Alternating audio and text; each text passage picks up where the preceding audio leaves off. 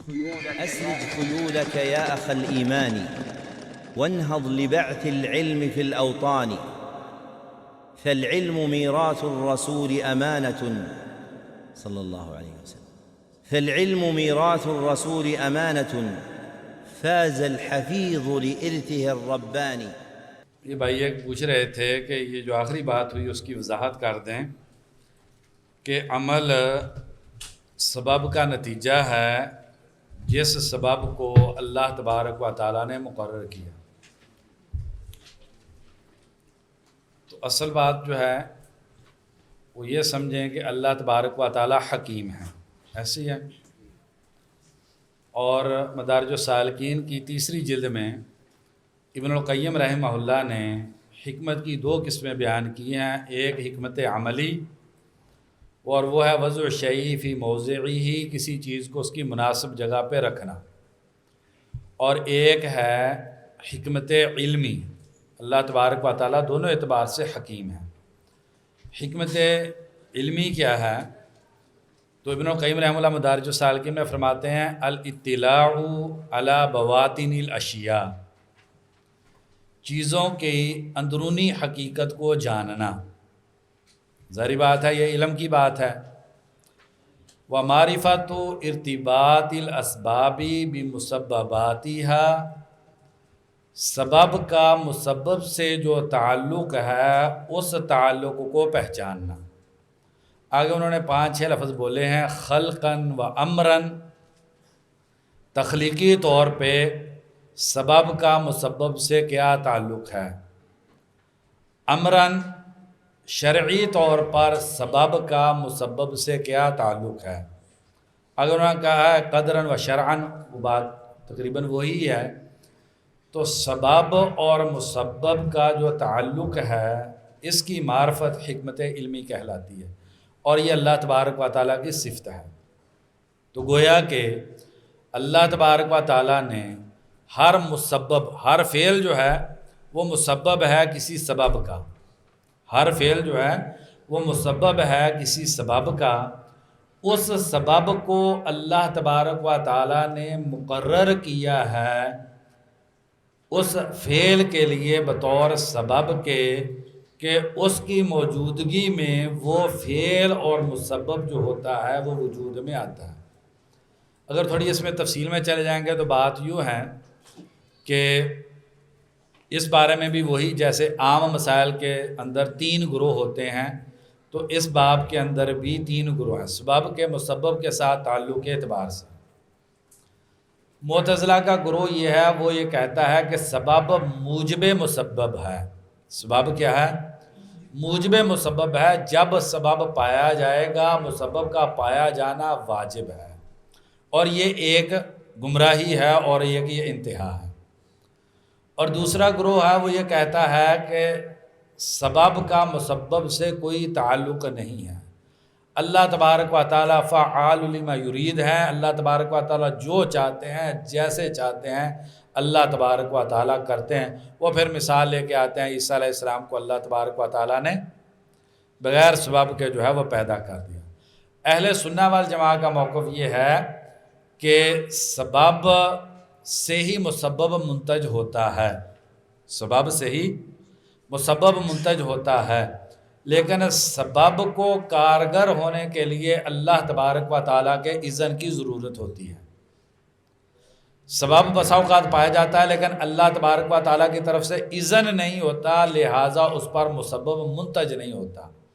جیسے ابراہیم علیہ السلام کو آگ میں ڈالا گیا، سبب موجود ہے لیکن اللہ تبارک و تعالیٰ کی طرف سے آگ کو جلانے کا اذن نہیں ہے۔ اب ایک گروہ ہے وہ یہ کہتا ہے کہ آگ نے ہمیشہ جلانا، لہذا وہ اس کا انکار کر دے گا۔ یہ معتزلہ ہیں، دہریہ ہیں، سر سید احمد ہیں، حالی ہیں، یہ سارے لوگ جو ہیں یہ کیا کریں گے؟ معجزات کا انکار کر دیں گے، کیونکہ وہ کہتے ہیں جدھر سبب پایا جائے گا واجب ہے مسبب پایا جائے۔ دوسرا گروہ ہے وہ کیا کہتا ہے؟ آگ جلا سکتی ہی نہیں، یہ کتاب کے اندر آگ جلا سکتی نہیں، یہ کتاب کے اندر بحث آ جائے گی۔ جو اہل سنہ والجماعہ کا موقف ہے وہ یہ ہے کہ سبب مسبب اس سے مسبب منتج ہوتا ہے، لیکن اس کے لیے سبب کے کارگر ہونے کے لیے اللہ تبارک و تعالیٰ کے اذن کی ضرورت ہوتی ہے۔ ابراہیم علیہ السلام نے چھری چلائی، سبب موجود ہے، مسبب منتج نہیں ہوا کیونکہ اذن نہیں ملا، تو یہ معتزلہ کا رد ہو گیا، ٹھیک ہو گیا نا۔ اچھا، کیا اللہ تبارک و تعالیٰ، یہ اللہ تبارک و تعالیٰ کی حکمت یہ ہے کہ اللہ تعالیٰ نے سبب کو ذریعہ بنایا ہے مسبب کا، یہ اللہ تعالیٰ کے حکیم ہونے کی، جب اللہ تعالیٰ کی ہم حکمت کی بحث پڑھیں گے تو وہاں پر یہ بات آ جائے گی۔ تو یہ اللہ تعالیٰ کی حکمت کا تقاضا ہے کہ سبب اللہ تبارک و تعالیٰ نے ذریعہ بنایا ہے مسبب کا، لیکن کیا اللہ تبارک و تعالیٰ تخلیق کے لیے سبب کا محتاج ہے؟ نہیں، اللہ تبارک و تعالیٰ بغیر سبب کے بھی مسبب کو پیدا کرنے پہ قادر ہے۔ عیسیٰ علیہ السلام کو اللہ تبارک و تعالیٰ نے پیدا کر دیا، معجزات جو ہے اس کا بڑا حصہ جو ہے وہ اسی قبیل سے ہے کہ اللہ تبارک و تعالیٰ مثلا پتھر کے اندر جو ہے جو سائنس سبب بیان کرتی ہے وہ موجود نہیں ہوتا، لیکن اس کے باوجود اللہ تبارک و تعالیٰ پتھر کے اندر کیڑے کو پیدا کر دیتے ہیں۔ اللہ تبارک و تعالیٰ مسبب کو منتج کرنے کے لیے سبب کے محتاج نہیں ہیں، لیکن اللہ تبارک و تعالیٰ نے اپنی کمال حکمت سے یہ کیا ہے کہ سبب کو ذریعہ بنایا ہے مسبب کا۔ واضح ہے جی؟ عبداللہ منصور واضح ہے جی؟ اب یہ بات تھی کہ وَلَوْ تَوَكَّلَ الْعَبْدُ عَلَى اللَّهِ حَقَّ تَوَكُّلِهِ فِي إِزَالَةِ جَبَلٍ عَنْ مَكَانٍ لَأَزَالَهُ، تو جو صحیح عبارت ہے مدارج السالکین کی، وَلَوْ تَوَكَّلَ الْعَبْدُ عَلَى اللَّهِ حَقَّ تَوَكُّلِهِ فِي إِزَالَةِ جَبَلٍ عَنْ مَكَانِهِ، ٹھیک ہے جی؟ کانا مأموراً بِإِزَالَتِهِ لَأَزَالَهُ، کانا مأموراً بِإِزَالَتِهِ، یہ جملہ اگر ہو تو بہت عبارت کو سمجھنا جو ہے وہ آسان ہو جاتا ہے، جو مدارج السالکین کی ہے۔ کیا مطلب ہے؟ اللہ تبارک و تعالیٰ نے حکم دیا ہے بندے کو، بندہ مأمور ہے پہاڑ کو ہٹانے پر، بندہ مأمور ہے پہاڑ کے ازالے پر۔ ایسی شکل میں اگر بندہ اللہ تبارک و تعالیٰ پر حقیقی توکل کر جائے تو اللہ تبارک و تعالیٰ اس توکل کی بنیاد پر وہ بندے کی مدد اور نصرت کرتے ہیں کہ پہاڑ بھی اپنی جگہ سے ہٹ جائے گا۔ اور توکل کے واقعات اور اس پر اللہ کی جو مدد ہے امت کے اندر جو واقعات ہیں ایسے عجیب و غریب ہیں کہ انسان جو ہے وہ دنگ رہ جاتا ہے۔ اور وجہ صرف اس میں کمی کیا رہ جاتی ہے؟ توکل آدمی یقینی طور پہ نہیں کر پاتا۔ اگر انسان حق توکل کر لے اور وہ چیز معمور ہو تو وہ پہاڑ بھی انسان توکل کے ذریعے جو ہے وہ اپنی جگہ سے ہٹا سکتا ہے، اور اس کی مثالیں جو ہے امت کے اندر بے شمار جو ہے وہ اس کی مثالیں ہیں۔ اور نبی صلی اللہ علیہ وسلم کی جو سیرت ہے وہ بری پڑی ہے۔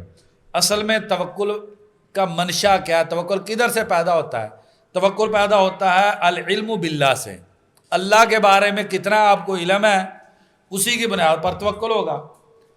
یہ اللہ کے بارے میں جو علم ہے یہ اسمار کرتا ہے، یہ پیدا کرتا ہے اعتماد القلبی علی اللہ، یہ بندے کے دل میں کا اللہ پر اعتماد پیدا کرتا ہے۔ لیکن انسان ساتھ ساتھ شرعی اور حسی اسباب کو اختیار کرتا ہے۔ انسان کیا کرتا ہے؟ اب دیکھیں نا، مریم علیہ السلام ہے، اس کیفیت میں اس کو کیا کہا جا رہا ہے؟ وَحُزِّ إِلَيْكِ بِجِذْعِ النَّخْلَةِ تُسَاقِطْ عَلَيْكِ رُطَبًا جَنِيًّا، کسی کے ہلانے سے کھجور جو ہے وہ کھجوریں پھینک سکتی ہے، پہلوان ہو دنیا کا وہ کرے تو پھینک ہی جائیں گی۔ لیکن مریم علیہ السلام کو دیکھیں، یہ عبادت ہے اسباب کو اختیار کرنا، اس کیفیت میں جس کیفیت میں عورت جو ہے کروٹ نہیں بدل سکتی، اس کیفیت میں بھی عورت کو کہا جا رہا ہے وَحُزِّ إِلَيْكِ بِجِذْعِ النَّخْلَةِ، آپ نے اس کھجور کے تنے کو ہلانا ہے، تُسَاقِطْ عَلَيْكِ رُطَبًا جَنِيًّا، تو وہ کھجوریں گر گئیں۔ ان حالات میں بھی اگر اسباب کو اختیار کرنا ہے تو پھر دیگر حالات میں تو بلا کرنا ہے۔ تو توکل یہ ہے کہ شرعی اور حسی اسباب جو ہیں ان کو اختیار کیا جائے، لیکن اعتماد ان پر نہ کیا جائے، کیونکہ ان پر اعتماد کرنا شرک ہوگا، اعتماد جو ہے وہ رب العالمین پر کیا جائے۔ اسی لیے تو اب دیکھیں اسباب کو ترک کرنا نقص فی العقلی، یہ عقل کی کمزوری ہے، والاعراض عنہا بالکلیہ، اسباب سے کلی طور پر منہ موڑ لینا، قدح فی الشرعی، یہ اللہ تبارک و تعالیٰ کی شریعت میں جرا ہے۔ تو بندے کے لیے مشروع ہے فعل السبب اور مسبب سے تعلقوں کو قائم کرنا۔ بندے کے لیے مشروع کیا ہے؟ پہلی چیز ہے فعل السبب، اور پھر مسبب یعنی اللہ تبارک و تعالیٰ پر توکل کرنا۔ تو اسی لیے جب امام احمد رحمہ اللہ سے پوچھا گیا کہ یہ توکل کیا ہے، بڑی خوبصورت بات، دیکھیں کتنے نورانی کلمات ہیں۔ اس لیے میں نے کئی مرتبہ یہ بات کہی ہے کہ علماء کرام کے بہت سارے کلام یہ محسوس ہوتا ہے کہ اللہ کے الہام کی بنیاد پر ہوتے ہیں۔ تو وہ فرماتے ہیں کہ توکل عمل القلب ہے، لہٰذا توکل کی اقسام نہیں ہے، کیونکہ وہ عمل قلب ہے اور عمل قلب کی اقسام نہیں ہوتی۔ اور اسی سے آگے والی بات یہ ہے کہ توکل جو ہے وہ اللہ تبارک و تعالیٰ کے علاوہ کسی اور پہ کر لینا جائز نہیں ہے۔ لہٰذا یہ لفظ بولنا توکلت علیک، یہ لفظ بولنا شرعاً جائز نہیں ہے، بلکہ اللہ تعالیٰ کیا فرماتے ہیں وعلی اللہ فتوکلوا، صرف اللہ تبارک و تعالیٰ پر ہی توکل کیجئے، ومن یتوکل علی اللہ فہو حسبہ وتوکل علی الحی الذی لا یموت۔ اس لیے یہ غیر شرعی لفظ ہے، آپ کہیں توکلت علی اللہ ثم علیک، ما شاء اللہ ثم شئت، یہ جائز ہے، لیکن یہ کلمہ بولنا توکلت علی اللہ ثم علیک یہ شرعاً ناجائز ہے، کیونکہ وعلی اللہ فتوکلوا جار مجرور مقدم ہو گیا ہے، حصر کا فائدہ دیتا ہے، صرف اللہ تبارک و تعالیٰ پر ہی توکل کر سکتے ہیں، یا کم از کم جو ہے آپ یہ کہیں گے کہ یہ لفظ جو ہے وہ نہیں بول سکتے۔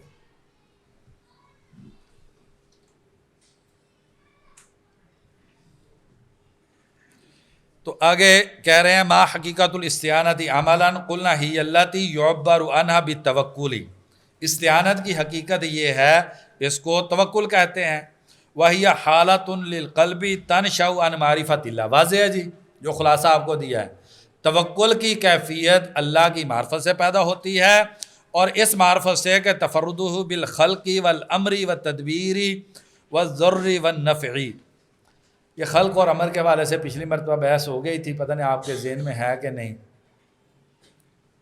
الا لہ الخلق والامر، یہ ابن تیمیہ اور ابن القیم یہ دو لفظ بہت زیادہ استعمال کرتے ہیں۔ تو خلق اللہ تبارک و تعالیٰ کی تخلیق ہے اور امر اللہ تبارک و تعالیٰ کے کلمات ہیں۔ خلق جو ہے یہ اللہ تبارک و تعالیٰ کی تخلیق ہے، اور امر جو ہے یہ اللہ تبارک و تعالیٰ کے کلمات ہیں۔ اس لیے ابن تیمیہ رحمہ اللہ جو ہیں انہوں نے اس آیت سے الا لہ الخلق والامر اس سے استدلال کیا کہ قرآن مجید غیر مخلوق ہے، کیونکہ واو مغایرت کا تقاضا کرتی ہے۔ اب جو جس سیاق میں یہ بات ہو رہی ہے وہ یہ کہ خلق اور امر میں تعارض نہیں ہوگا۔ کیا مطلب ہے؟ کائنات جو ہے یہ اللہ تعالیٰ کے افعال کا نام ہے، اور امر جو ہے یہ اللہ تبارک و تعالیٰ کے کلمات کا نام ہے۔ اللہ تبارک و تعالیٰ کے افعال اور اللہ تبارک و تعالیٰ کے کلمات میں تعارض نہیں ہو سکتا، سمجھ رہے بات؟ کائنات یہ اللہ تبارک و تعالیٰ کے افعال کا نام ہے، اور شرع اس لیے اس کے لیے یہ لفظ بول دیا جاتا ہے یہ اللہ تبارک و تعالیٰ کے کلمات ہیں، لہٰذا کائنات اور شریعت کے اندر جو ہے وہ تعارض نہیں ہو سکتا۔ اس لیے اس مسئلے میں بھی تین انتہائیں ہیں۔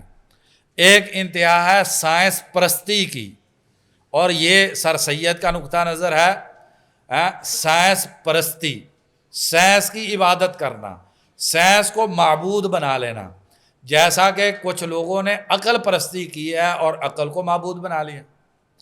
اور ایک رویہ ہے جو اس وقت ہمارے اہل حصوں میں بعض مدارس کے اندر پروان چڑھ رہا ہے، اور وہ ہے سائنس دشمنی۔ وہ کیا ہے؟ سائنس دشمنی۔ یہ سائنس دشمنی جو ہے یہ تو اصل کے اندر جبریہ کا تھا۔ سائنس دشمنی بنیادی طور پر یہ صوفیہ کے اندر ہے۔ اب اصل میں جو ہمارے کچھ اہل حدیث بھائی یہ کام کر رہے ہیں جدیدیت کے نام پر، ان کے اساتذہ جتنے ہیں وہ سارے دیوبندی اور صوفی ہیں، ان کے لیے تو یہ بات صحیح ہے، اس لیے وہ سائنس دشمنی میں، اور اہل سنت والجماعہ ان کا موقف کیا ہے کہ یہی ہوگا کہ کائنات میں جو سائنس کے حقائق ہیں ان میں اور شریعت کے اندر تعارض نہیں ہو سکتا، کیونکہ سائنسی حقائق افعال اللہ کا اکتشاف ہے، اور افعال اللہ اور امر اللہ جو ہے اس میں تعارض نہیں ہو سکتا۔ تو اللہ تعالیٰ تو متفرد ہے بالخلق والامر والتدبیر، نفع و نقصان سے، وَأَنَّهُ مَا شَاءَ كَانَ وَمَا لَمْ يَشَاء لَمْ يَكُنْ۔ اللہ تعالیٰ جو چاہا اللہ تعالیٰ نے ہو گیا، جو اللہ تعالیٰ نے نہیں چاہا نہیں ہوا، جو اللہ تعالیٰ چاہیں گے وہ ہوگا اور جو نہیں چاہیں گے وہ نہیں ہوگا۔ فَتُوجِبُ اعتمادًا عَلَيْهِ، جب مشیت اللہ تعالیٰ کی ہے تو پھر اعتماد بھی اللہ پر ہوگا۔ اور بہت سارے بھائی اس میں غلطی کر جاتے ہیں مشیت کے باب میں، مشیت صرف کونی ہوتی ہے، مشیت شرعی نہیں ہوتی۔ اذن کونی بھی ہوتا ہے، اذن شرعی بھی ہوتا ہے، امر کونی بھی ہوتا ہے، امر شرعی بھی ہوتا ہے، لیکن مشیت ایک ہی طرح کی ہوتی ہے، اور وہ مشیت صرف کونی ہوتی ہے، مشیت شرعی نہیں ہوتی۔ لہذا جہاں پر بھی نص کے اندر مشیت آ جائے گا تو وہاں پر آپ کیا کریں گے، اس کو آنکھیں بند کر کے آپ نے کونی مان لینا۔ تو جب کائنات، اب کونی طور پہ آپ دیکھیں نا، کائنات کے اندر اللہ کی مشیت کے بغیر ہونا نہیں ہے، ارادہ بھی شرعی ہوتا ہے، کونی بھی ہوتا ہے، تو اس کے بغیر ہونا نہیں ہے، تو پھر اعتماد کسی چیز پہ انسان کرے گا۔ اگر یہ دروازہ انسان کا صحیح ہو جائے گا، یہ مسئلہ صحیح ہو جائے گا، تو فَتُوجِبُ اعتمادًا عَلَيْهِ، تو واجب ہو جائے گا انسان اعتماد جو ہے وہ صرف اللہ تبارک و تعالیٰ کی ذات پر کرے گا۔ وَتَفْوِيضًا إِلَيْهِ، یہ بہت خوبصورت جملہ ہے، اور اللہ تبارک و تعالیٰ کی طرف انسان تفویض کرے گا۔ کیا مطلب ہے؟ اسباب کو اختیار کر کے نتائج جو ہے وہ اللہ تبارک و تعالیٰ کے سپرد کرے گا۔ انسان یہ نہیں مانے گا کہ یہ اسباب فی بذاتی ہی مسببات کو منتج کر دیں گے، یہ نہیں مانے گا، بلکہ معاملے کو اللہ تعالیٰ کے سپرد کر دے گا۔ دوائی میں نے لے لی ہے، شفا اس نے دینی ہے، دوائی پر اعتماد نہیں کرے گا، کس پہ کرے گا؟ اللہ تبارک و تعالیٰ پر، وثقۃ بہ، اور اللہ پر کیا کرے گا؟ فتصیر نسبت العبد الی اللہ تعالیٰ کا نسبت الطفل الی ابویہ فیما ینوبہ، جو مشکلات آتی ہیں بچے پہ تو بچہ کیا کرتا ہے؟ کدھر بھاگتا ہے؟ ماں کی طرف بھاگتا ہے، باپ کی طرف بھاگتا ہے۔ مرغی کے بچے پہ اگر کتا جھپٹ پڑے کدھر بھاگتا ہے؟ ماں کی طرف بھاگتا ہے۔ تو بندے کی کیفیت یہ ایک، اگر حقیقی انسان کا یہ تعلق بن جائے تو گویا کہ یہ اضطرار کی کیفیت انسان کی طبیعت میں آ جاتی ہے۔ بچہ اضطرارن بھاگتا ہے نا کہ شعورن بھاگتا ہے؟ کچھ شعور ہے لیکن اضطرارن بھاگ رہا ہے۔ مرغی کا بچہ جو ہے وہ اضطرارن بھاگ رہا ہے۔ تو انسان کی کیفیت گویا کہ یہ ہو جاتی ہے کہ جیسے مصیبت آتی ہے تو توکل اگر صحیح ہے تو انسان جیسے مضطر جو ہے وہ کرتا ہے، اس طریقے سے اللہ تعالیٰ کی طرف دوڑ لگاتا ہے۔ اس لیے شیخ عبدالقادر جیلانی رحمہ اللہ ایک کتاب میں حوالہ میرے ذہن کے اندر نکل گیا ہے، انہوں نے ذکر کیا کہ اگر کوئی آپ پہ آنے والی پریشانی، اس میں آپ کا دل پہلی صدا اللہ تبارک و تعالیٰ کو دیتا ہے تو آپ کا توکل اور اللہ کے ساتھ تعلق ٹھیک ہے۔ اگر آپ کے ذہن میں آیا میرا فلاں کمشنر بھائی ہے، میرا فلاں جاننے والا جو ہے وہ فلانی جو ہے نا وہ وزیر ہے، یہ ڈاکٹر بہت ماہر ہے، اگر آپ کے دل کے اندر یہ آواز پہلی اٹھی ہے تو اس کا مطلب یہ ہے کہ آپ کی اللہ کے بارے میں معرفت ناقص ہے اور اللہ پر آپ کا توکل ٹھیک نہیں ہے، آپ دل کی بیماری کا شکار ہیں۔ بچہ ایسے تو نہیں کرتا، بچے کو کتنے لمحے لگتے ہیں، بچہ پہلے سوچتا ہے پھر فیصلہ لیتا ہے، یا کہ اضطرارن کرتا ہے؟ اضطرارن کرتا ہے، اضطراری کیفیت ہی ہوتی ہے تقریباً اس کی۔ فلو دہمہ ما عسا یدہم من الآفات، اگر اس پہ آئے گی کوئی مصیبت، لم یلتجی الی غیرہما فإن کان العبد ما ھذا الاعتماد من اہل التقوی، اگر بندے کی کیفیت اللہ تعالیٰ کے ساتھ وہی ہے جو بچے کی ماں باپ کے ساتھ کیفیت ہے، اور اس کے ساتھ ساتھ بندہ متقی بھی ہے، اللہ تبارک و تعالیٰ سے ڈرنے والا بھی ہے، تو کانت لہ العاقبہ الحمیدہ، تو پوری دنیا کی مصیبتیں بھی اگر اور پوری دنیا کے لوگ بھی لو ان اولکم آخرکم، اور ساری دنیا اکٹھی ہو کے ایک ذرے کے برابر تمہیں نقصان پہنچانا چاہیں تو وہ ایک ذرے کا بھی نقصان نہیں پہنچا سکتی، یا پہنچا سکتی ہیں؟ نہیں پہنچا سکتی نا۔ اور اگر فائدہ دینا چاہیں فائدہ بھی، تو لہٰذا اسباب اور اشخاص پر اعتماد یہ توحید کا نقص ہے۔ یہ کیا نقص ہے؟ توحید کا نقص ہے۔ بہت سارے بھائی جب مدرسے میں پڑھانا ہوتا ہے تو فیصلہ کس بنیاد پہ لیتے ہیں؟ اس بنیاد پہ نہیں لیتے میرا علمی سفر کہاں پر زیادہ مضبوط ہوگا، میرے ذریعے علم کی ترقی کہاں پہ زیادہ ہوگی، بلکہ اس بنیاد پر فیصلہ لیتے ہیں کہ وہاں پر کہاں پر مجھے مالی وسعت زیادہ ہوگی، اور یہ نقص بھی توحید کی بنیاد پر ہے، کیونکہ اس کا سبب کے ساتھ ارتباط مسبب کی بنسبت زیادہ مضبوط ہے۔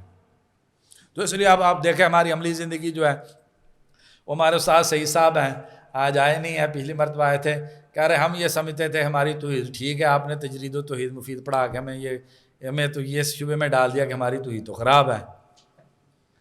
تو بہت سارے پہلو ایسے ہیں کہ جہاں پر ہمارے اندر کمزوری پائی جاتی ہے، اس لیے یہ سمجھ کے بیٹھ جانا کہ میری توحید ٹھیک ہے تو میں جو ہے وہ صحیح ہوں، یہ بات درست نہیں۔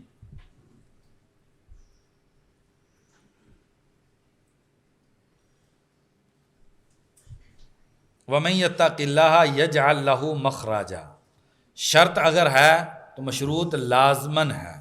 مَن يَتَّقِ اللَّهَ، جو اللہ سے ڈر جائے گا، يَجْعَل لَّهُ مَخْرَجًا، پوری دنیا کی مصیبتوں میں رستہ بن جائے گا۔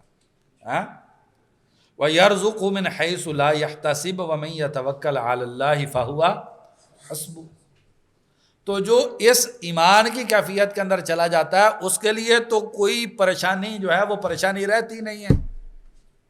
ابن تیمیہ رحمہ اللہ کو پکڑ کے جیل میں ڈالا تو کہنے لگے کہ اگر میرے پاس سونا ہوتا تو میں ان کو وہ سونا دے دیتا، اتنی بڑی نعمت انہوں نے مجھ پر دے دی کہ اللہ کے ساتھ خلوت کا موقع دے دیا، پہلے تو انسانوں کے اندر تھا، کچھ ادھر کچھ ادھر کچھ ایسے کر کے کہتا ہے اتنی بڑی نعمت۔ اب دیکھیں ہم تصور کرتے ہیں جیل میں جانے کا،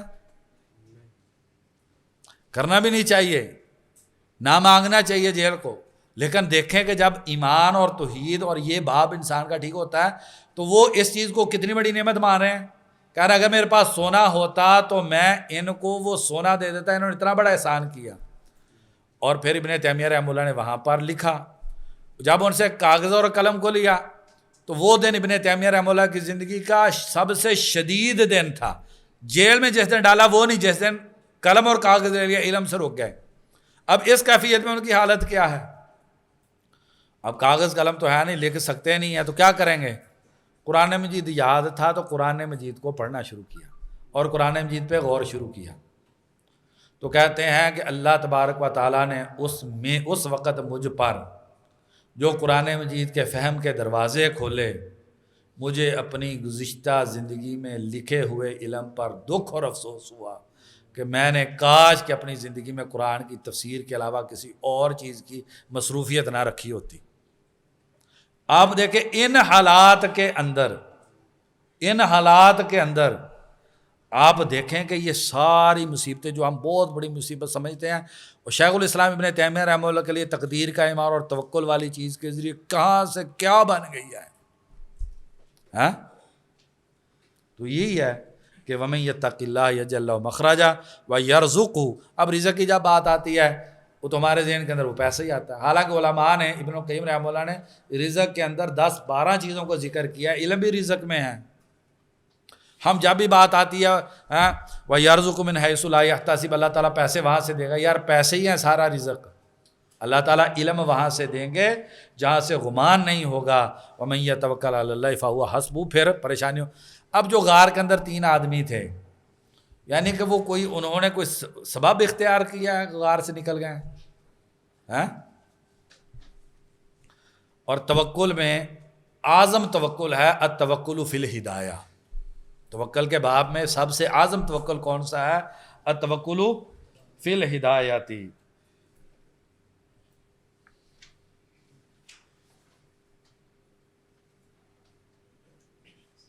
جس قدر انسان توکل میں بڑھتا جاتا ہے اسی قدر اللہ تبارک و تعالیٰ کے قرب میں بڑھتا جاتا ہے، اس کا مقام و مرتبہ جو ہے وہ بڑھتا چلا جاتا ہے۔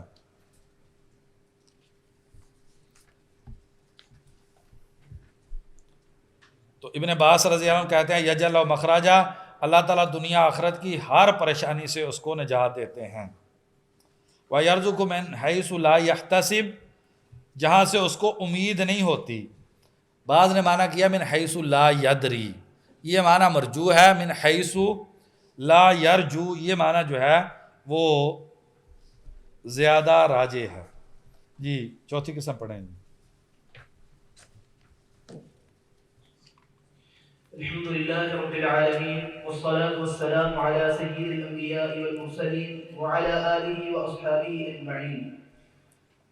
اللهم اغفر لنا ولشيخنا ولكل من أعاننا في طلب العلم. اللهم علمنا ما ينفعنا وانفعنا بما علمتنا وزدنا علما وعملا. أما بعد، القسم الرابع من له استعانة بلا عبادة، وتلك حالة من شهد تفرد الله بالضر والنفع ولم يدر ما يحبه ويرضاه فتوكل عليه في حدوده فأسعفه بها، وهذا لا عاقبة له سواء كانت أموال أو رياسات أو جاه عند الخلق أو نحو ذلك، فذلك حقه من دنياه وآخرته۔ یہ چوتھی قسم وہ ہے جن کے پاس استعانت تو ہے لیکن عبادت نہیں ہے۔ کیا مطلب ہے؟ وہ جانتے ہیں کہ نفع نقصان اللہ تبارک و تعالیٰ ہی کرتے ہیں۔ نفع نقصان کون کرتے ہیں؟ اللہ تبارک و تعالیٰ، لیکن یہ نہیں پتا کہ اللہ تبارک و تعالیٰ کو محبوب چیز کیا ہے۔ اس چیز کا انہیں علم نہیں ہے کہ اللہ کی محبوب چیز کیا ہے، کون سی عبادات ہیں۔ تو وہ اللہ پر توکل کرتا ہے۔ کس میں؟ جب اس کو عبادات کا پتہ ہی نہیں ہے تو توکل کس چیز میں کرے گا؟ فی حظوظ ہی، اپنی دنیاوی مقاصد اور اپنی دنیاوی ضرورتیں جو ہیں اس میں توکل کرے گا۔ اور فَأَسْعَفَهُ، اللہ تعالیٰ اس کی مدد کر دیں گے، اس کا تعاون کر دیں گے اس میں، اور اس کا کوئی انجام نہیں ہے۔ یہ حظوظ مال ہو سکتا ہے، ریاست ہو سکتی ہے، مخلوق کے ہاں معاشرتی سٹیٹس ہو سکتا ہے، اسے دنیا اور آخرت کے اندر صرف یہی ملنے والا ہے اور کچھ نہیں۔ مشرکین مکہ جب مصیبت میں پھنستے تو استعانت کرتے، ایسے ہی ہے۔ ان کو یہ پتا تھا کہ مصیبت میں اللہ تبارک و تعالیٰ ہی نجات دیتے ہیں۔ اذا راکبوا فی الفلک دعوا اللہ، تو اللہ تبارک و تعالیٰ کو پکارتے، تو اللہ تبارک و تعالیٰ ان کی مدد کر دیتے اور وہ پار ہو جاتے۔ یہ استعانت ان کے پاس ہے لیکن عبادت ان کے پاس نہیں تھی۔ انہیں نہیں پتا تھا کہ اللہ تبارک و تعالیٰ کو پسند کیا چیز ہے، توحید ہے، نماز ہے، روزہ ہے، زکوٰۃ ہے، یہ چیزیں جو ہے ان کو پتہ نہیں تھی۔ تو لہٰذا تو اپنے وہ دنیا کے معاملات میں تو اللہ تبارک و تعالیٰ سے مدد مانگتے ہیں لیکن اللہ تبارک و تعالیٰ کی عبادت نہیں کرتے۔ تو یہی ہے مراد من کان یرید حرث الآخرۃ نزد لہ فی حرثہ ومن کان یرید حرث الدنیا نؤتہ منہا وما لہ فی الآخرۃ من نصیب۔ ان کے لیے آخرت میں کچھ نہیں ہے۔ اب یہاں پر یہ بات سمجھیں، استعانت مخلص اور غیر مخلص دونوں سے ہو سکتی ہے۔ ہر عابد، یہ قاعدہ ذہن میں رکھے، ہر عابد وہ مستعین باللہ ہے لیکن ہر مستعین باللہ جو ہے وہ عابد نہیں ہے۔ ہر عابد جو ہے وہ مستعین باللہ ہے لیکن ہر مستعین باللہ جو ہے وہ عابد نہیں ہے۔ تو استعانت مخلص اور غیر مخلص دونوں سے ہو جاتی ہے، صاحب شہوت بھی کر لیتا ہے۔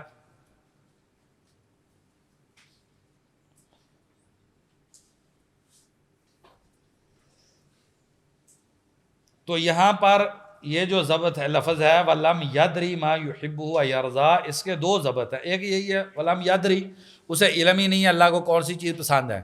دوسرا ضبط ہے وہ بہت عمدہ ہے، لم یدر، لم یدر ما يُحِبُّهُ وَيَرْضَى، اللہ تبارک و تعالیٰ کو جو پسند ہے اس کے ساتھ نہیں گھومتا۔ وَلَمْ يَدُرْ مَعَ مَا يُحِبُّهُ وَيَرْضَى، تو وہ اللہ یہ لفظ جو ہے مدارج السالکین میں ایسے ہی ہے وَلَمْ يَدُرْ مَا يُحِبُّهُ اللَّهُ وَيَرْضَى، تو اللہ کی رضا کے ساتھ وہ نہیں اپنی زندگی کے معاملات کو کرتا، لہٰذا وہ اللہ کی رضا کا متلاشی نہیں ہوتا، تو جو ہے لہٰذا وہ عمل بھی نہیں کرتا۔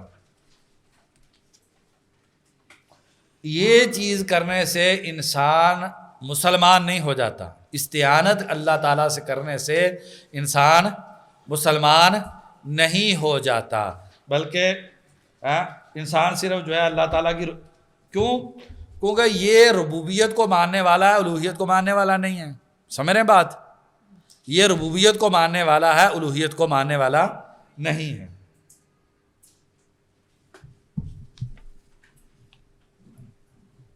جی دوسرا موضوع جی واعلم أن العبد لا يكون متحققا بعبادة الله تعالى إلا بأصلين، أحدهما متابعة الرسول صلى الله عليه وسلم، والثاني إخلاص العبودية. والناس في هذين الأصلين أربعة أقسام: أهل الإخلاص والمتابعة فأعمالهم كلها لله، وأقوالهم منعهم وعطاؤهم وحبهم وبغضهم كل ذلك لله تعالى، لا يريدون من العباد جزاء ولا شكورا. عد الناس كأصحاب القبور، لا يملكون ضرا ولا نفعا ولا موتا ولا حياة ولا نشورا، فإنه لا يعامل أحد من الخلق إلا لجهله بالله وجهله بالخلق. والإخلاص هو العمل الذي لا يتقبل الله من عامل عملا صوابا عاريا منه، وهو الذي ألزم عباده به إلى الموت. قال الله تعالى: ليبلوكم أيكم أحسن عملا، وقال: إنا جعلنا ما على الأرض زينة لها لنبلوهم أيهم أحسن عملا، وأحسن العمل أخلصه وأصوبه. جی تو یہ دوسرا موضوع ہے، اب تھوڑا سا ذرا اختصار کے ساتھ کرتے ہیں، کم از کم تھوڑا سا جو ہے نا وہ سبق ہو جائے۔ عبادت جو کہ غایت و مرام ہے، پیچھے جس عبادت اور استعانت کے حوالے سے بات ہوئی، اور عبادت یہ غایت المرام ہے اور غایت المراد اور غایت المقصود ہے۔ انسان اس عبادت کا تحقق نہیں کر سکتا مگر دو چیزیں انسان کے پاس ہوں، ایک نبی صلی اللہ علیہ وسلم کی مطابقت اور دوسرا اخلاص۔ ابن القیم رحمہ اللہ نے اسی طریقے سے بات کی ہے اور صاحب کتاب نے بھی اسی طریقے سے بات کی ہے۔ علماء نے اس ترتیب کے حوالے سے تھوڑا سا آپ کہہ لیں اعتراض کیا ہے، کیونکہ عمومی طور پر علماء امت کی ترتیب یہ ہے کہ وہ اخلاص کو مقدم کرتے ہیں اور مطابقت کو مؤخر کرتے ہیں۔ ابن القیم رحمہ اللہ نے جو ہے وہ مطابقت کو مقدم کر دیا اور اخلاص کو مؤخر کر دیا، تو صاحب کتاب نے بھی ابن القیم رحمہ اللہ کی چونکہ وہیں سے سارا لیا ہے تو اسی طریقے سے کر دیا۔ تو چونکہ یہ خلاصہ ہے شہادتین کا، شہادتین میں کیا ہے؟ آپ کہتے ہیں لا الہ الا اللہ، تو یہ ہو گیا اخلاص، اور محمد الرسول اللہ یہ ہوگی مطابقت۔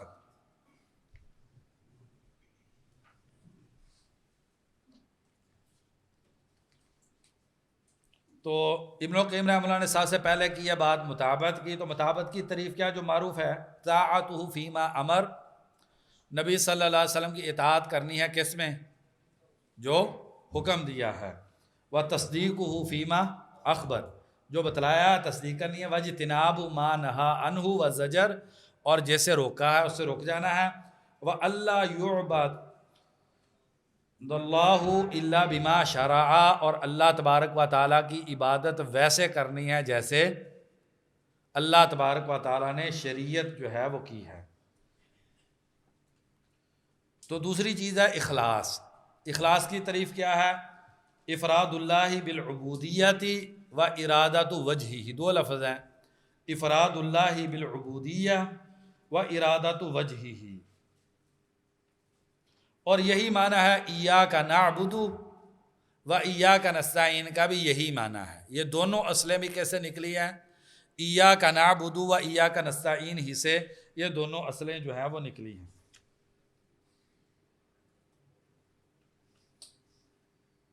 والناس فی ہذین الاصلین اربعۃ اقسام، تو ناس سے مراد مومن اور کافر، انسان اور جن، لوگ جو ہیں وہ اس باب میں چار طرح کے ہیں۔ کون؟ مومن کافر بھی اور جن اور انسان بھی. تو جنوں کا معاملہ آپ جانتی ہیں، وَأَنَّ مِنَّ الْمُسْلِمُونَ وَمِنَّ الْقَاسِطُونَ فَمَنْ أَسْلَمَ فَأُولَٰئِكَ تَحَرَّوْا رَشَدًا. تو پہلا گروہ وہ ہے اہل الاخلاص والمتابعہ. تو فَأَعْمَالُهُمْ كُلُّهَا لِلَّهِ وَأَقْوَالُهُمْ، ان کے سارے اعمال اللہ تبارک و تعالیٰ کے لیے ہیں اور ان کے سارے اقوال اللہ تعالیٰ کے لیے. کیا مطلب؟ کوئی بھی عمل جو اس درجے والے ہیں اہل الاخلاص والمتابعہ ہیں، کوئی بھی عمل حتیٰ کہ مباحات بھی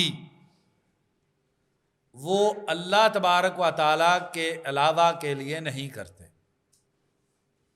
سمجھ گئے یہ بات؟ کوئی عمل چاہے وہ معمور ہے چاہے وہ کیا ہے مباح ہے، یہ ہوگی نا، دو ہی قسمیں ہوگی نا عمل کی، یا واجب ہے یا مستحب ہے یا مباح ہے، تیسری قسم تو نہیں ہو سکتی نا. تو یہ تینوں طرح کے اعمال وہ اللہ تبارک و تعالیٰ کے لیے کرتے ہیں. غسل کرتے ہیں، کھانا کھاتے ہیں، لباس پہنتے ہیں، تو جتنے بھی مباحات ہیں یہ سارے کے سارے اللہ تبارک و تعالیٰ کے لیے کرتے ہیں. اور آپ بھائی جانتے ہیں کہ مباح تقرب کی نیت سے عبادت بن جاتے ہیں. تو یہ لوگوں کی زندگی کا ہر عمل اور ہر لمحہ عبادت میں ہوتا ہے. وَمَنْعُهُمْ وَإِعْطَاؤُهُمْ، دینا روکنا، حُبُّهُمْ وَبُغْضُهُمْ کُلُّ ذَلِكَ لِلَّهِ لَا يُرِيدُونَ مِنَ الْعِبَادِ جَزَاءً وَلَا شُكُورًا. کیسے؟ اِنَّمَا نُطْعِمُكُمْ لِوَجْهِ اللَّهِ، کسی کو کھانا کھلا رہے ہیں اللہ کے لیے، کسی کو کھانا نہیں کھلا رہے تو اللہ کے لیے، کسی سے بات کر رہے ہیں تو اللہ کے لیے، کسی سے بات نہیں کر رہے تو اللہ کے لیے، کسی کے ساتھ تعلق ہے اللہ کے لیے، کسی کے ساتھ تعلق نہیں ہے تو اللہ کے لیے. تو گویا کہ اپنے سارے اعمال کی بنیاد، ویسے تو وہ اس کے لیے دو تین لفظ بولتے ہیں، للہ و فی اللہ، ہاں، تو یہ دو لفظ عام طور پر سلف نے جو ہے وہ تعبیر کے لیے اس کے لیے بولے ہیں. تو دیکھیں، انما نطعمکم لوجہ اللہ لا نرید منکم جزاء ولا شکورا، کیونکہ اگر آدمی میں یہ جزا اور شکورا والا مرض پیدا ہو جائے یہ انسان کے اعمال کو برباد کر دیتا ہے. یہ تعریف کا چسکا جو ہے نا، اور اس سوشل میڈیا کے دور میں تھوڑی سی کوئی بات کی وائرل ہو گئی تو تھوڑی سی پذیرائی مل گئی تو انسان جو ہے اپنے آپ کو یہ سنبھالنا انسان کے لیے زیادہ مشکل ہوتا ہے. سبق پڑھا رہا ہے تو اللہ کے لیے، نہیں پڑھا رہا تو بھی اللہ تعالیٰ کے لیے. تو ہر عمل جو ہے وہ کس کے لیے ہو جائے گا؟ آگے والا جملہ دل پہ نقش کرنا ہے، ادو ناسا کا صحاب القبوری، لوگوں کو مردہ سمجھتے. اب میں قبرستان کے اندر جا کے کوئی عمل کروں تو مجھ کو بتلائیے اس میں میرے ذہن کے اندر وہ قبر والوں کا کوئی پہلو ہوگا. قبرستان میں جا کے میں مثلا کتاب پڑھ رہا ہوں، میرے ذہن میں ہوگی کوئی بات کہ قبر والے دیکھیں گے بڑا پڑھاکو ہے؟ نہیں ہوگا نا. تو جو صحیح اخلاص والا ہے وہ انسانوں کو میت کے درجے میں ہی رکھتا ہے. جو انسانوں کو زندہ کے درجے میں رکھ رہا ہے یہ اس انسان کے اخلاص میں کمی ہے، اس انسان کے اخلاص میں کمی ہے. اور آگے لا یملکون ضرا ولا نفع ولا موت ولا حیات ولا نشورا، دیکھیں فَإِنَّهُ لَا يُعَامِلُ أَحَدًا مِنَ الْخَلْقِ، لوگوں کے ساتھ اس کا معاملہ کوئی بھی اگر ہے، لوگوں کے ساتھ اگر اس کا کوئی بھی معاملہ اگر کر رہا ہے تو یہ دو جہالتوں کا نتیجہ ہے. اللہ تبارک و تعالیٰ کی معرفت میں نقص ہے اور مخلوق کے بارے میں بھی علم کی جہالت ہے. مخلوق کو اس نے جانا نہیں ہے لہذا مخلوق کو اس سے زیادہ مرتبہ دے دیا جتنا مخلوق کا تھا، اور اللہ تعالیٰ کو اس نے جانا نہیں ہے لہذا اللہ تعالیٰ کو جو حق بنتا تھا اس سے کم حق دیا اس نے. اگر معاملہ کرتے ہوئے لوگوں کے ساتھ تنہائی میں کسی بھی زندگی کے موڑ پہ کوئی معاملہ کرتے ہوئے اس کے دل میں مخلوق کا ایک ذرے کے برابر بھی کوئی وزن ہے، اس لیے ہمارے بعض اسلاف تھے وہ کیا کہتے تھے، کاش کہ جو اللہ تعالیٰ سے مناجات کرتے ہیں لکھنے والے فرشتے نہ ہوتے تو پھر مزہ آتا اللہ تبارک و تعالیٰ کے ساتھ سرگوشیاں کرنے کا۔ تو یہ اب ہماری جو کیفیت ہے، ہر چیز کی پوسٹ، ہر چیز کی تصویر، یعنی دیندار لوگ ایسے بد نصیب ہیں اب اس وقت، بہت ساروں کی کیفیت اتنی بری ہے کہ الامان والحفیظ۔ اور جو طالب علم ہے، علماء تو الحمدللہ بہت بہتر ہیں کئی جگہ پر، لیکن یہ طالب علم اتنے مریض ہیں کہ ان سے گندا مریض آپ کو شاید ہی دنیا کے اندر ملے۔ دیکھیں جملے کو دوبارہ، فَإِنَّهُ لَا يُعَامِلُ أَحَدًا مِنَ الْخَلْقِ، مخلوق کے ساتھ اس کا کسی بھی کوئی تعلق۔ آپ کس کے لیے سوشل میڈیا پہ لگا رہے ہیں؟ اللہ تعالیٰ کے لیے۔ سوشل میڈیا پہ اللہ تعالیٰ کے لیے لگا رہے ہیں، اللہ تعالیٰ سوشل میڈیا کے ذریعے دیکھتے ہیں، کس کے لیے لگا رہے ہیں؟ فَإِنَّهُ لَا يُعَامِلُ أَحَدًا مِنَ الْخَلْقِ إِلَّا لِجَهْلِهِ بِاللَّهِ، یہ انسان نے اللہ کو نہیں پہچانا، وَمَا قَدَرُ اللَّهَ حَقَّ قَدْرِهِ، انہوں نے لوگوں نے اللہ کو نہیں پہچانا، اور وَجَهْلِهِ بِالْخَلْقِ، مخلوق کو بھی نہیں پہچانا، مخلوق کو بھی نہیں پہچانا۔ انسان، میں ایک مثال دیتا ہوں چھوٹی سی، لوگوں کے ساتھ بات معاملہ کرتے ہوئے جھوٹ بولتا ہے انسان۔ کیوں جھوٹ بولے گا انسان؟ یہ سمجھے گا کہ جھوٹ بولنے سے مجھے نفع مل جائے گا یا نقصان دور ہو جائے گا۔ اگر اس کو، اس مسکین کو یہ پتہ ہوگا کہ نفع اللہ تعالیٰ دیتے ہیں اور نقصان اللہ تعالیٰ دور کرتے ہیں، جھوٹ بولنے کی ضرورت ہے؟ اس لیے مومن کبھی جھوٹ بول ہی نہیں سکتا۔ لا یکذب المؤمن حین یکذب، لا یکذب الانسان حین یکذب وہو مؤمن، انسان ایمان کی حالت میں جھوٹ بول ہی نہیں سکتا۔ لازمی بات ہے کہ اس انسان نے سمجھا ہے کہ یہ انسان فائدہ دے سکتا ہے، یہ انسان نقصان دور کر سکتا ہے، اس لیے جھوٹ بولا ہے۔ اسی لیے کیا، من کان یؤمن باللہ والیوم الآخر فلیقل خیرا او لیصمت۔ یہ ممکن ہی نہیں ایک آدمی جو ہے وہ اللہ پر بھی ایمان صحیح ہے، قبر پر بھی ایمان صحیح ہے، آخرت پر بھی ایمان صحیح ہے، وہ جھوٹ بول دے۔ وہ جھوٹ کیوں بولنا ہے؟ سمجھ رہے بات کو؟ تو یہ موضوع بہت اہم تھا، لیکن میں چاہ رہا ہوں کہ تھوڑا سا ہم جلدی سے اس کو کر لیں، ورنہ یہ موضوع جو تھا بڑا جو ہے نا تفصیل طلب موضوع تھا۔ والاخلاص هو العمل الذي لا يقبل الله من عامل عملا ثوابا عاريا منه، اللہ تعالیٰ کسی عمل سے کوئی عمل جو ثواب ہو، ثواب کا مطلب دین کے مطابق ہو، کوئی عمل دین کے مطابق ہو بندہ کرے، اللہ تعالیٰ اس کو قبول نہیں کرتے، عاریہ منہ، جب وہ اخلاص سے خالی ہو۔ پوری ہم کیا کرتے ہیں جی، ہمارا شعار یہ ہے کہ ہم نے ہر مسئلے کے اندر پوری تحقیق کر کے حق تک پہنچنا، یہ ہمارا دعویٰ ہے کہ پوری دنیا میں سب سے زیادہ حق کے متلاشی ہم ہیں۔ ایسی ہے؟ ٹھیک ہے، بہت بڑی خوبی ہے۔ اگر حق کے سب سے بڑے متلاشی ہم ہیں کہ نماز میں رفع یدین کرنا ہے، کتنا کرنا ہے، انگلیاں کھولنی ہیں نہیں کھولنی ہیں، قبلہ رخ ہونی ہے نہیں ہونی ہے، کتنی تحقیقات ہوتی ہیں ایک رفع یدین اٹھانے میں، ایک رفع یدین کرنے میں، ایسی ہے؟ بہت عظیم طریقہ کار ہے یہ والا۔ لیکن جو اس سے بھی زیادہ تحقیق طلب بات تھی کہ جب میں ہاتھ اٹھا کے اللہ اکبر کہہ رہا ہوں، کیا واقعتاً میں اللہ تعالیٰ کی کبریائی کا قائل ہوں یا کہ نہیں؟ اس میں تحقیق کی کوئی ضرورت نہیں ہے، اس میں تحقیق کی کوئی ضرورت نہیں ہے۔ تو جتنی ہم محنت مطابقت کے حوالے سے کرتے ہیں، اس سے زیادہ محنت اخلاص کے حوالے سے ضرورت ہے۔ اس لیے ابن القیم رحمہ اللہ پر اعتراض کیا گیا کہ اخلاص کو مقدم کرنا تھا، مطابقت کو مؤخر کرنا تھا، کیونکہ سلف جو ہے وہ اخلاص کو مقدم کرتے ہیں اور مطابقت کو مؤخر کرتے ہیں۔ تو بیٹا میرے بھائیو، جس طریقے سے ہم مطابقت کے حوالے سے تحقیق اور محنت کرتے ہیں، اس سے زیادہ اخلاص کے حوالے سے محنت کی ضرورت ہے۔ وَهُوَ الَّذِي، یہ اخلاص وہ چیز ہے، الزم عبادہ بِهِ عَلَى الْمَوْتِ، موت تک اللہ تعالیٰ نے انسان کو پابند کیا ہے۔ اللہ تعالیٰ فرماتے ہیں لِيَبْلُوَكُمْ أَيُّكُمْ أَحْسَنُ عَمَلًا إِنَّا جَعَلْنَا مَا عَلَى الْأَرْضِ زِينَةً لَهَا لِنَبْلُوَهُمْ، یہ پوری کائنات کس لیے ہے؟ یہ تو ہماری آزمائش کے لیے ہے، ایسی ہے نا؟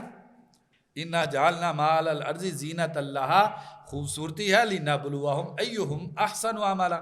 اب احسن عملا کی دیکھیں تفسیر جو ہے وہ فضیل بن یاز وغیرہ نے کیا کی ہے، اخلصہ و اصوابہ، پہلے اخلاص کی بات ہے، پھر ثواب کی بات ہے۔ فل خالص ان یکون للہ والثواب ان یکون علی وفق سنہ. یہ وفق ہمارے بھائی پڑھ دیتے ہیں، وفق ضبط غلط ہوتا ہے، وفق کی سنت رسول اللہ صلی اللہ علیہ وسلم وہذا ومثال المذکور فی قولہ فمن کان یرجو لقاء ربہ فلیعمل عملا صالحا.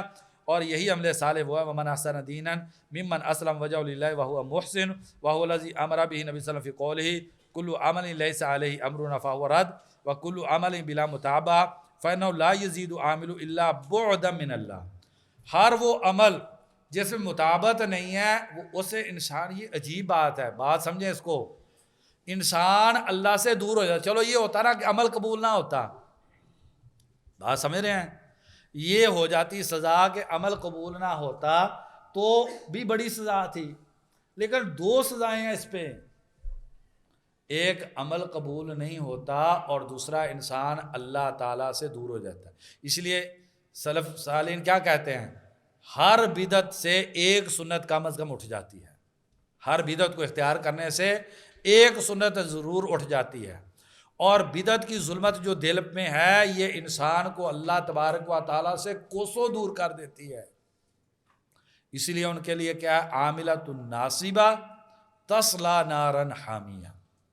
دیکھیں عبادتیں کر کر کے تھکے ہیں، عیسائیت کی طرز پر ہے، عبادت ہے لیکن مطابقت نہیں ہے، عبادت ہے لیکن مطابقت نہیں ہے، تو عاملۃ ناصبہ تصلی نارا حامیہ تسقی من عین آنیہ لیس لہم طعام الا من ضریع.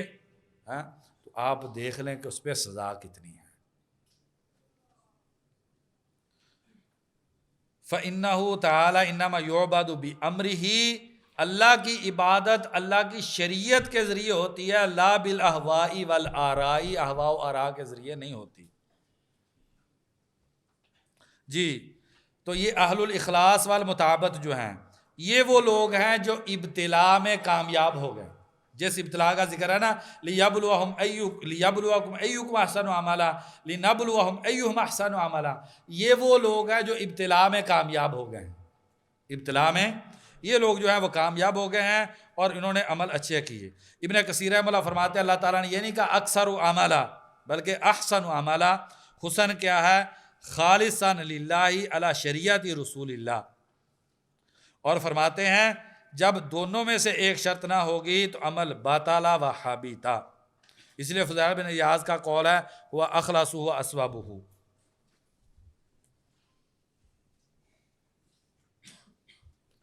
جی علماء یہاں پر ایک بات کرتے ہیں، ہر عمل کے لیے دو دیوان پھیلائے جائیں گے. ہر عمل کے لیے دو دیوان پھیلائے جائیں گے، ایک لیما کا اور ایک کیفا کا. لیما کا لیما عملتا حاضل عمل اور کیفا عملتا حاضل عمل. تو لیما تمہارا مقصود کیا تھا اور کیفا اس کی صفت ادائیگی کیا تھی. یہ ہر عمل کو جو ہے ان دونوں چیزوں پر پرکھا جائے گا. اگر ہوا پہلی کمی، لیما میں کمی آ گئی، کس میں کمی آ گئی، لیما میں اگر کمی آ گئی تو پھر مسلم شریف کی حدیث ہے انا اغنى الشرکاء عن شرکی، میں شریکوں میں سب سے بے نیاز ہوں، من عمل عملا اشرک فیہ معی غیری ترکتہ وشرکہ. میں شریکوں میں بہت بے نیاز ہوں، مجھے شراکت داری نہیں چاہیے. اور مطابقت کا ٹوٹنا، مطابقت کا خلق جو ہے وہ انسان کو بدعت میں لے کر جاتا ہے. تو من عمل عملا لیس علیہ امرنا. اور ابو ہریرہ رضی اللہ عنہ کی مسلم والی حدیث، اللہ تعالیٰ میری اور آپ کی پکڑ نہ کرے اور اللہ تعالیٰ ہمیں معاف کر دے. ابو ہریرہ رضی اللہ عنہ والی وہ حدیث جس میں 3 مرتبہ بے ہوش ہوئے اور پھر ہوش میں آئے.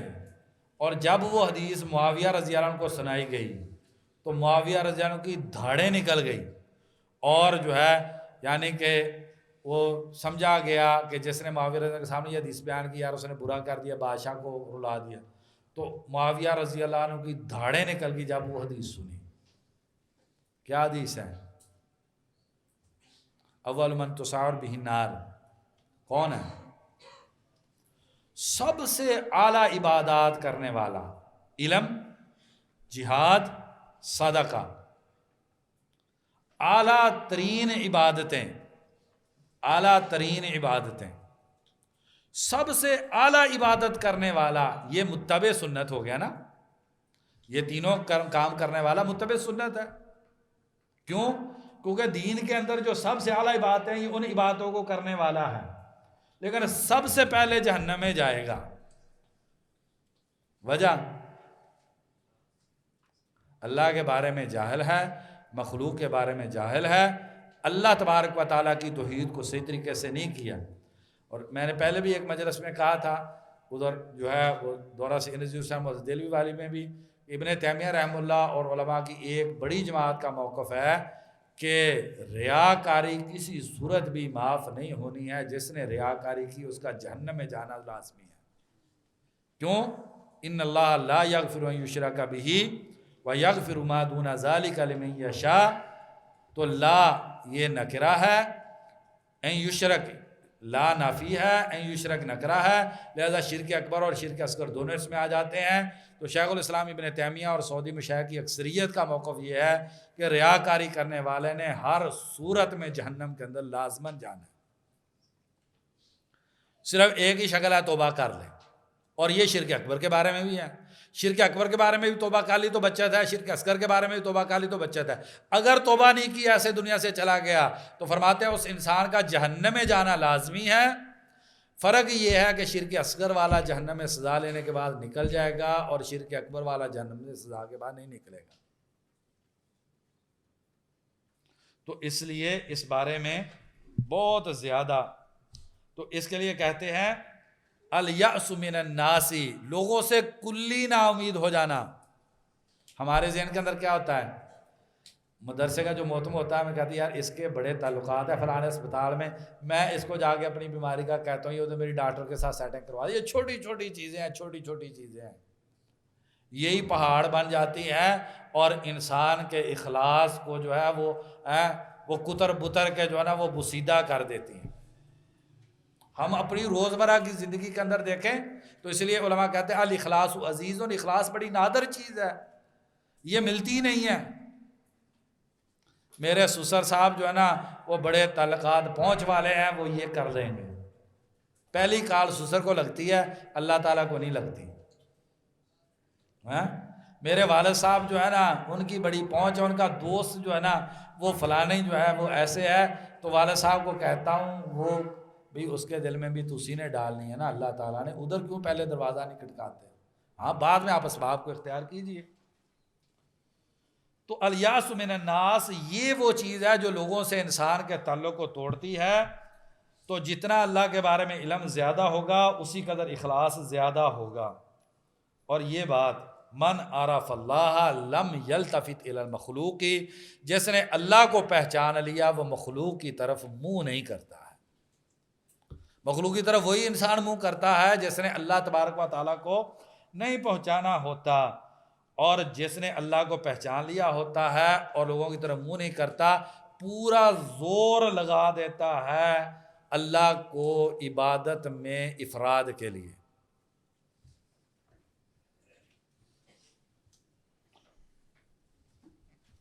تو اخلاص عزیز بھی ہے اور نفس پر مشکل بھی ہے، کیونکہ نفس مدح اور ثنا کو پسند کرتے ہیں اور علو فی الارض میں، اور یہ ساری چیزوں کو، مدح کی محبت، ثنا کی محبت، علو فی الارض کی چاہت، ان ساری چیزوں کو، یہ سارے منہ زور گھوڑے ہیں. یہ میں نے 2-3 ذکر کیے، اس طرح کے سینکڑوں گھوڑے ہیں منہ زور. ان کو ایک ہی چیز لگام ڈالنے والی ہے اور وہ ہے اخلاص. ان ساری چیزوں کو ایک ہی چیز لگام ڈالتی ہے اور وہ اخلاص ہے. اور اخلاص پیدا ہوتا ہے تقوی اور اللہ تبارک و تعالیٰ کے خوف اور خشیت سے. جو اللہ کے سزا سے ڈر گیا تو وہ مخلص ہو گیا، اور جو اللہ کے ثواب کی صحیح امید کر بیٹھا وہ بھی مخلص ہو گیا. تو لہٰذا جس نے اللہ کو راضی کر لیا، سیدنا معاویہ رضی اللہ عنہ حدیث جو سیدہ عائشہ رضی اللہ عنہ کو لکھا، جس نے اللہ کو راضی کر لیا، پوری دنیا کی ناراضگی کی پرواہ نہ کی، کفاہ اللہ مؤنۃ الناس، پوری دنیا بھی زور لگا کے اس کا بال باقا نہیں کر سکتی۔ ابھی ابن تیمیہ کی مثال آپ کو دی ہے۔ اور جس نے لوگوں کو راضی کر لیا اللہ کو ناراض کر کے، وکلہ اللہ الی الناس، پھر اس کا معاملہ لوگوں کے سپرد ہوتا ہے، لوگ اس کے ساتھ جو کریں وہ کریں۔ اور یہ ممکن ہے کہ کوئی آدمی جس کی ساری دنیا تعریف کرے، یہ ممکن ہے؟ محال ہے یہ چیز۔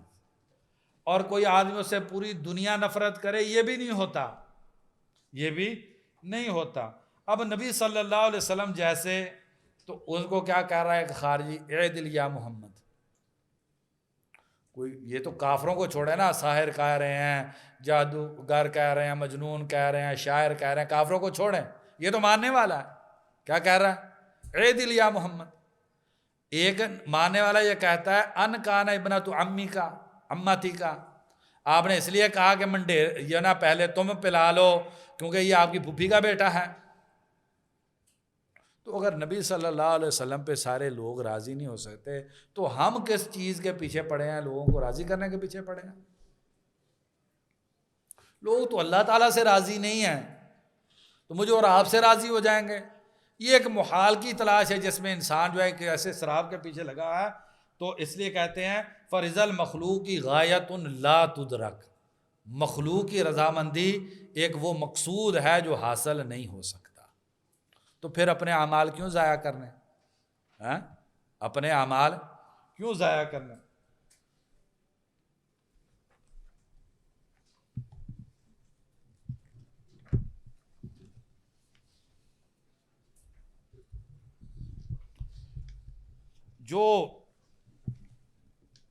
جو آدمی لوگوں کی تعریف چاہتا ہے، پتہ نہیں اس کو وہ تعریف ملنی ہے یا کہ نہیں ملنی، لیکن جس نے بھی اللہ تعالیٰ کے ساتھ وفا کی، اخلاص کیا، تو اس کی اللہ تبارک و تعالیٰ لازماً جو ہے وہ مدح سرائی کرواتا۔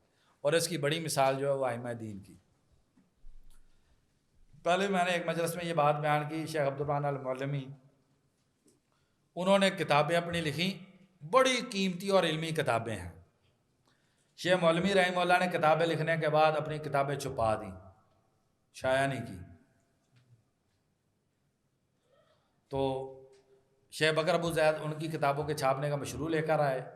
شیخ محمد عزیر شمس اور شیخ علی العمران جو ہیں ان کی ذمہ داری لگی، تو انہوں نے پوری لائبریری جس کے اندر وہ کام کرتے رہے، اس کی ایک ایک کتاب، اس کا ایک ایک ورق جو ہے وہ کھنگالا، اور ان کا وہ ایک ایک ورق جو انہوں نے کسی سائن بورڈ کو دیکھ کر بھی کوئی جملہ کسی جگہ پہ لکھا تھا وہ بھی نکال کے جو ہے وہ شائع کر کے جو ہے 26 جلدوں کے اندر مجموعہ چھپ کے ہمارے سامنے ہیں۔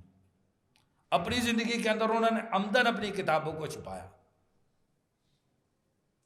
تو اللہ تعالیٰ کے ساتھ مخلص ہو جائیں گے، اللہ تعالیٰ ضائع کر دیں گے، اور لوگوں کے لیے کریں گے تو بڑی واہ واہ ہو جائے گی۔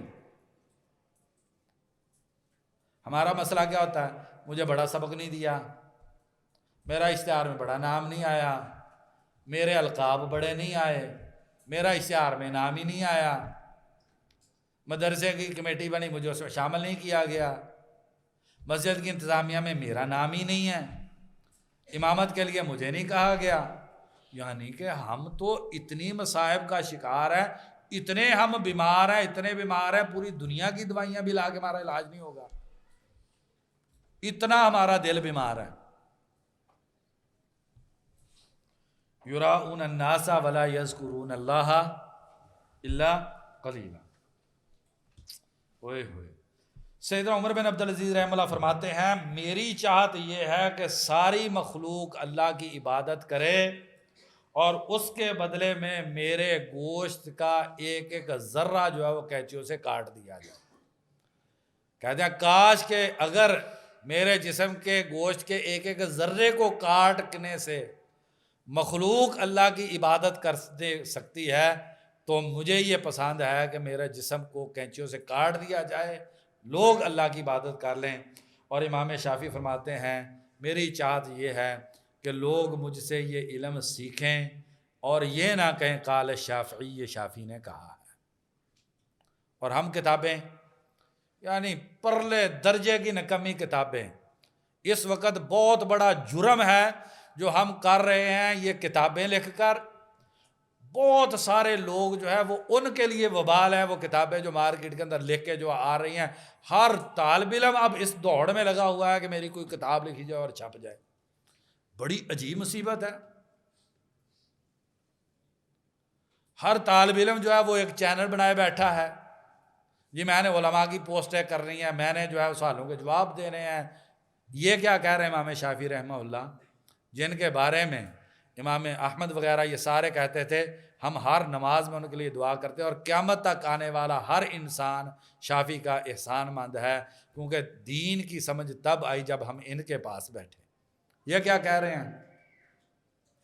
کاش کہ لوگ مجھ سے علم پڑھ لیں اور میری طرف کسی بات کی نسبت نہ ہو۔ اور ہمارا اب وہ شیخ البانی رحمہ اللہ کتابیں چھپتی ہیں، لکھا ہوتا محمد ناصر الدین الالبانی، اور ہمارے جب شاگرد چھاپتے ہیں تو وہ کیا کرتے ہیں؟ شیخ الحدیثی و تفسیری۔ نہ اس جاہل کو پتا ہے شیخ الحدیث و تفسیر کیا ہوتا ہے، نہ شاید جس کے لیے لکھا جا رہا ہے اس کو پتا ہے کہ شیخ الحدیثی و تفسیر کیا ہوتا ہے۔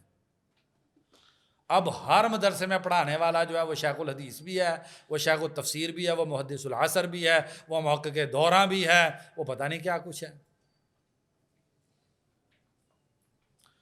کئی بھائیوں کے بارے میں بڑا اچھے لقب لکھے ہوتے ہیں، ہمیں پتہ نہیں ہوتا، ہم پوچھتے ہیں بھائی کے بارے میں خبر لیتے ہیں، بھائی یہ ہے کون جو اتنے جو نا امام بخاری سے بڑے القاب کے حامل ہیں، کوئی بہت امام احمد کے درجے کے ہوں گے نا۔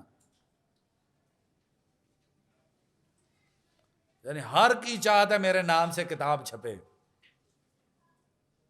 اور اس میں ضعیف حدیثیں بار دے، فتوے غلط دے دے۔ یعنی میں بعض بھائیوں کو جانتا ہوں، مطلب 2-3 سال 4 سال ہم سے پڑھے ہیں، وہ کئی کی کتابیں لکھی ہیں اور اب میں بھیجتے ہیں استاد جی میں نے یہ کتاب لکھا، اب کیا کہیں اس مسکین کو۔ تو یہی نبی صلی اللہ علیہ وسلم کی حدیث ہے بخاری شریف میں کہ وَيَظْهَرُ الْقَلَمُ، قلم زار ہو جائے گا، ہر جاہل جو ہے وہ کتاب لکھ دے گا۔ اب مارکیٹ کے اندر اکثر کتابیں جو پڑھی ہوئی ہیں، اکثر کے اندر جو ہے وہ جہالت بہت زیادہ ہے۔ کوئی محرر عمدہ کتاب سینکڑوں میں کوئی کتاب ہے، لیکن ہر کوئی جو ہے اس کو آرٹیکل لکھنے کا بھی شوق ہے، فیس بک پہ پوسٹ لکھنے کا بھی شوق ہے، سوشل میڈیا پہ یہ بھی تحریر کرنے کا بھی شوق ہے۔ میری طرح نسبت و نیچے لکھا ہوتا ہے جی یہ فلانے ماشاءاللہ۔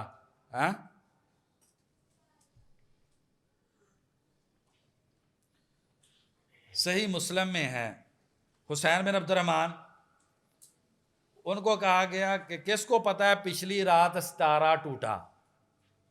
تو کہنے لگے مجھ کو پتہ ہے، لیکن اما انی لم اکن فی صلاح ولکنی لدغت، یہ نہ سمجھیں کہ اس وقت میں کوئی نماز پڑھ رہا تھا، میں نماز نہیں پڑھ رہا تھا، مجھے کسی زہریلی چیز نے ڈس لیا تھا، اس کے درد کی وجہ سے میں اٹھا تھا تو میں نے ستارے کو ٹوٹتے دیکھا۔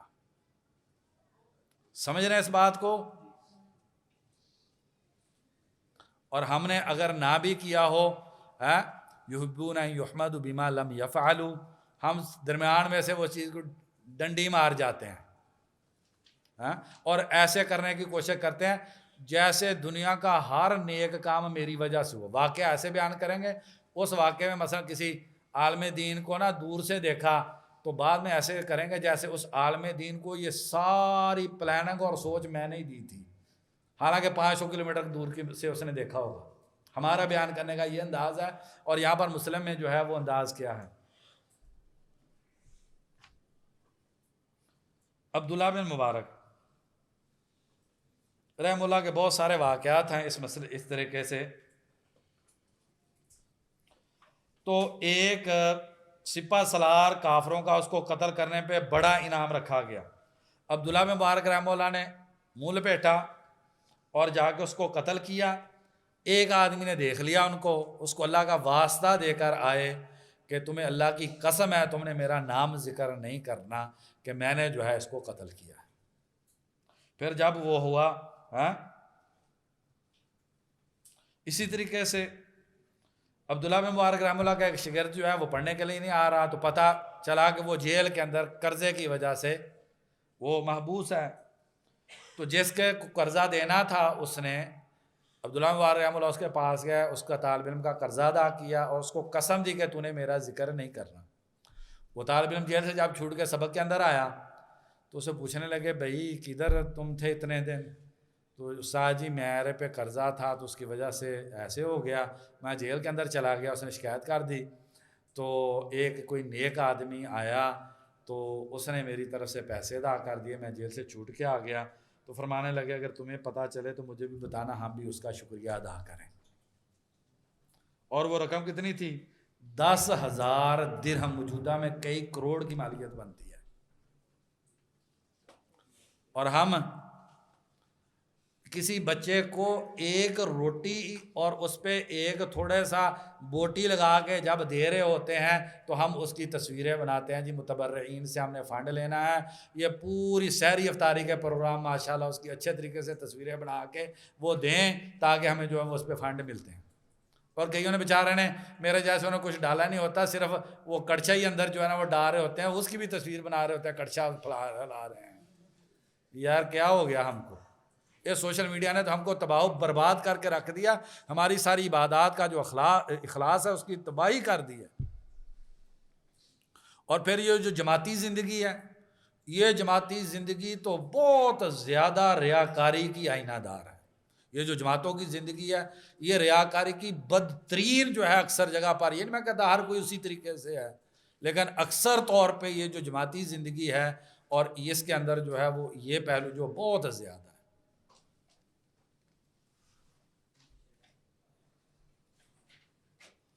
اب اس کے مقابلے میں دیکھیں خوارج جو ہیں، خوارج کیا ہیں؟ تحقیرون صلاتکم، صحابہ کو کہا جا رہا ہے تم اپنی نمازوں کو ان کی نمازوں کے ساتھ اور ان کے روزوں کو اپنے روزوں کو ان کے روزوں کے مقابلے میں، تو یہ کثرت عمل مطلوب ہی نہیں ہے۔ لیکن ان کے بارے میں کہا یمرقون من الدین کما یمرق السهم من الرمیۃ، یہ اتنی عبادتیں کرنے والے جو ہیں یہ کیا ہوگا؟ یمرقون من الدین کما یمرق السهم من الرمیۃ۔ تو یہ کثرت اور یہ لبا اور یہ اس طریقے سے چیزیں مطلوب ہی نہیں ہیں۔ وہی ہے جو سیدنا ابو بکر رضی اللہ عنہ کا ہے بما وقر فی قلبہ، یہ معاملہ تو دل کا ہے، دل کا اللہ تعالیٰ کے ساتھ تعلق کیسا ہے، دل میں اللہ کی معرفت کیسی ہے، اللہ کی خشیت کیسی ہے، اللہ پر توکل اور یقین کیسا ہے، اخلاص اور انابت دل کے اندر کیسی ہے، رجا اور خوف اللہ تبارک و تعالیٰ سے کیسا ہے۔ وزن تو اس چیز کا ہے، لمبے سجدوں کا وزن نہیں ہے۔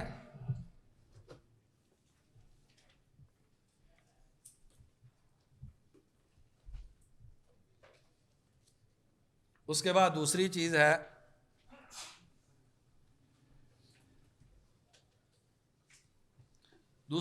مطابقت، تو اس میں فلا وربک لا یؤمنون حتی یحکموک فیما شجر بینہم ثم لا یجدوا فی انفسہم حرجا مما قضیت ویسلموا تسلیما۔ تو ابن القیم رحمہ اللہ نے کتاب الفوائد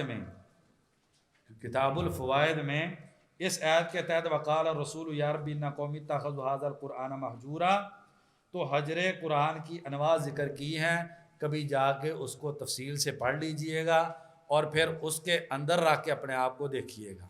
انہوں نے کیا بیان کی؟ پہلی تلاوت نہ کرنا، جتنا موبائل دیکھتے ہیں کیا تلاوت نہیں کرتے ہیں؟ ایمانداری سے موبائل کا ٹائم، اسکرین یوز ٹائم اور قرآن مجید کی تلاوت، تو یہ حجر ہے۔ یہ تو ہلکا، ہماری توجہ تو اس سے آگے جاتی ہی نہیں۔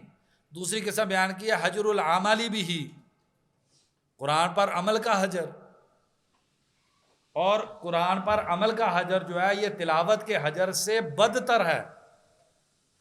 ہم جو قرآن نہیں پڑھتے اس پہ بہت زور دیتے ہیں، لیکن جو قرآن پہ عمل ہی نہیں کرتا اس پہ کچھ بھی نہیں کرتے، حالانکہ یہ بڑا مجرم ہے اس کی بنسبت جس نے قرآن مجید کی تلاوت کا حجر کیا ہے۔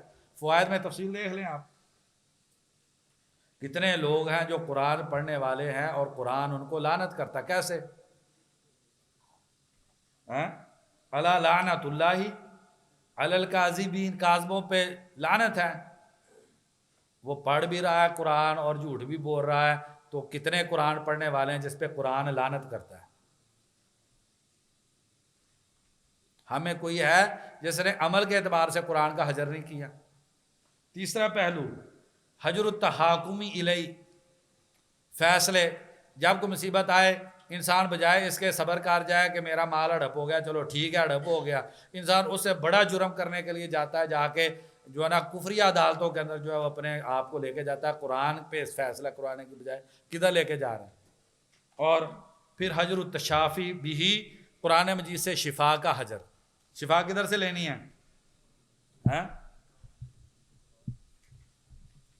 تو اسی لیے من عمل عملا لیس علیہ امرنا فہو رد۔